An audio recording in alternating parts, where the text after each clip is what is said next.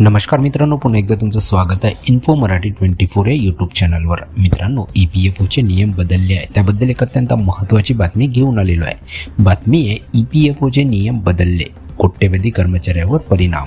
मित्रांनो, नेमकं काय आहे या बातमीमध्ये आपण नक्की बघूया, पण त्याआधी जर तुम्ही आपल्या चॅनलवर नवीन असाल तर चॅनलला सबस्क्राइब करून बाजूला दिलेल्या बेल आयकॉनला नक्की क्लिक करा। व्हिडिओ जर कामाचा आणि महत्त्वाचा वाटला तर व्हिडिओला लाईक करून आपल्या मित्रपरिवारासोबत नक्की शेअर करा। आणि हो मित्रांनो, व्हिडिओला शेवटपर्यंत नक्की बघा, जेणेकरून तुमच्याकडून कोणतीही माहिती सुटणार नाही।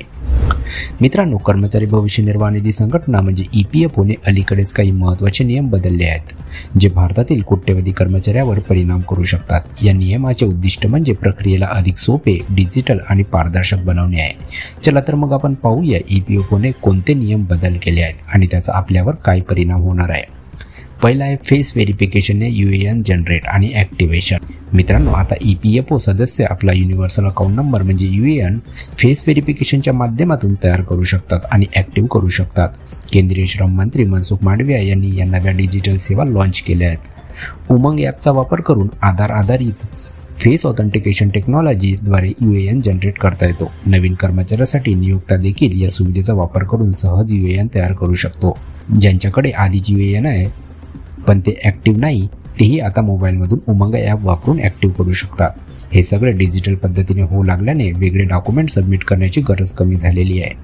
आता चेक किंवा पासबुक अपलोड करणे आवश्यक नाही। मित्रांनो, पूर्वी PF क्लेम करताना खातेधारकांना त्यांच्या बँक खात्याशी संबंधित रद्द केलेल्या चेकची किंवा पासबुकच्या फोटोची प्रत अपलोड करावी लागत असे। याशिवाय नियोक्त्याची मान्यता घेणे देखील अनिवार्य होते, पण आता या दोन्ही अटी रद्द करण्यात आल्या आहेत। म्हणजे PF क्लेमसाठी चेकची प्रत किंवा नियोक्त्याची मंजुरी आवश्यक नाही। यामुळे कर्मचाऱ्यांसाठी ईज ऑफ लिव्हिंग आणि नियोक्त्यासाठी ईज ऑफ डुईंग बिझनेस या उद्दिष्टांची पूर्तता होईल। मित्रांनो, काय बदलले आणि का याबद्दल आपण बघूया। मित्रांनो, हा चार्ट तुम्हाला स्क्रीनवर दिसत आहे, त्यामध्ये आपण डिटेलमध्ये सांगितलेले आहे। पहिला आहे बदल। मित्रांनो, UAN जनरेशनच्या बाबतीत बघायचं झाल्यास आधी काय होतं, ऑफिसमध्ये फॉर्म भरून UAN मिळायचा आणि आता काय होईल, उमंग ॲपमधून फेस व्हेरिफिकेशनद्वारे UAN होणार। PF क्लेमबद्दल जर बघायचं झाल्यास तर आधी काय होतं, बँक खात्याचा चेक अपलोड करावा लागायचा आणि आता काय होईल, चेक किंवा पासबुक अपलोड करणे अनिवार्य नाही। नियोक्त्याच्या मंजुरीबाबत बघायचं झाल्यास बँक तपशिलावर मंजुरी आवश्यक होती, हे आधी होतं आणि आता काय, आता मंजुरीची गरज नाही।